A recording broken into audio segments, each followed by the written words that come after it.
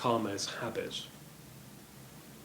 It's impossible, in Buddhist view, to take the view that everything is karma, because even Buddhists tend to make this remark, forgetting that the entire purpose of Buddhist practice is to liberate karma.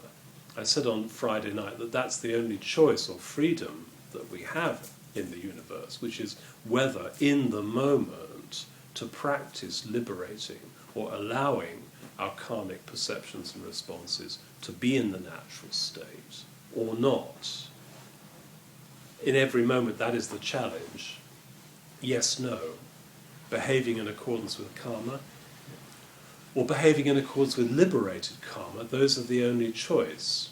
But if that's a choice, then this is based on the view that karma can be liberated.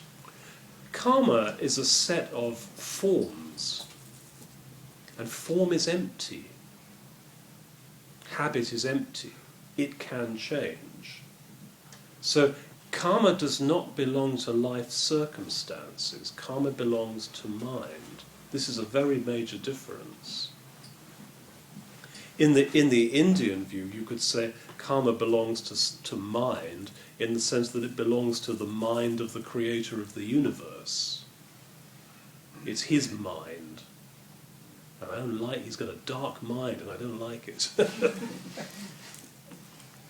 But if everything was karma, then it could not be liberated. It could perhaps be exhausted.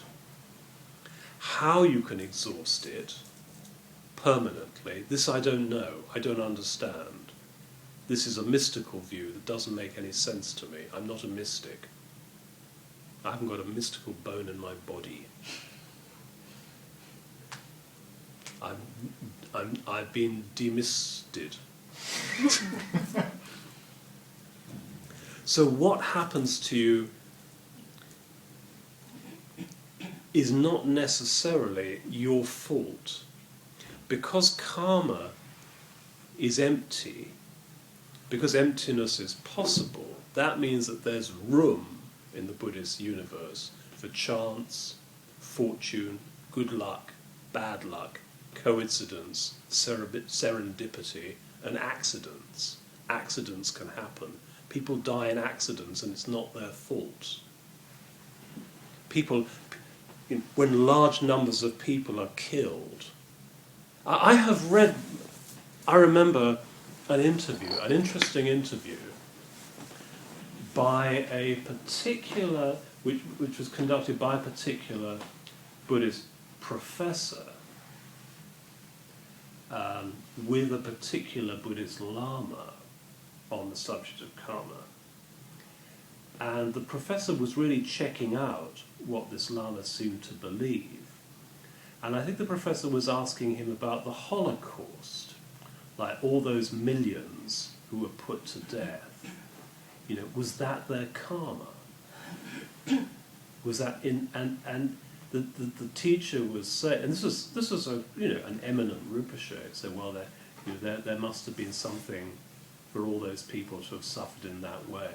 There must have been something in their collective karma that was responsible for that, for such a thing to have happened.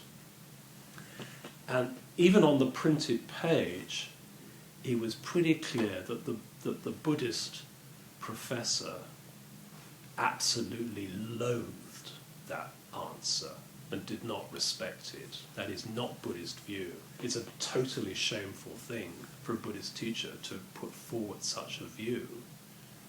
That because bad things were done to people, they must have been somehow responsible for that. That is not Buddhism.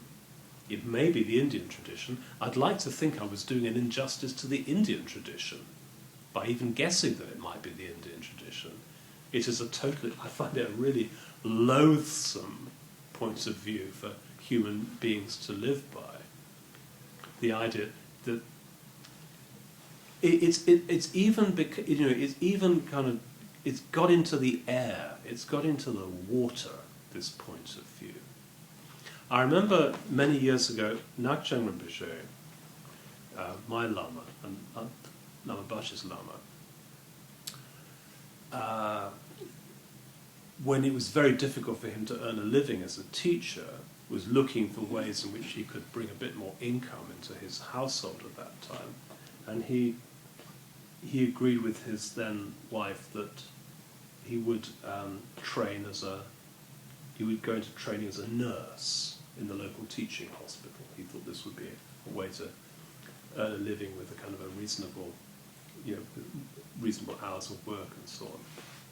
And he went into... Fortunately, it didn't become necessary. It wasn't necessary for him to go on with the training because we found a way of helping him, and he managed to get more income from teaching, and he didn't have to go on with that. I remember him describing, I'll see if I can remember it correctly, he was at some seminar with the intake of nurses of in that group, whoever was going in at that time. And I think there was a seminar being given by I think a therapist or counsellor who worked in the hospital. One of the people in hospitals who the people can talk to if they've got a lot of distress around their illness. And this lady who was giving the talk, there was a nurse, a young female nurse in the intake, who I think she asked a question, I think about her mother, who has suffered from cancer, possibly died as a result of cancer. And the counsellor, the lecturer, was explaining that, yes, there must have been, she must have had some kind of deep psychological problem or difficulty which was actually the cause of her getting cancer. And that, we are all kind of, in a really profound sense, responsible for these illnesses that happen to us. Rinpoche said that when he heard this art, and the young nurse was naturally very upset. She took the art, she took it, but she was really, she was really terribly sad at the thought that, maybe her mother had been responsible for dying of cancer.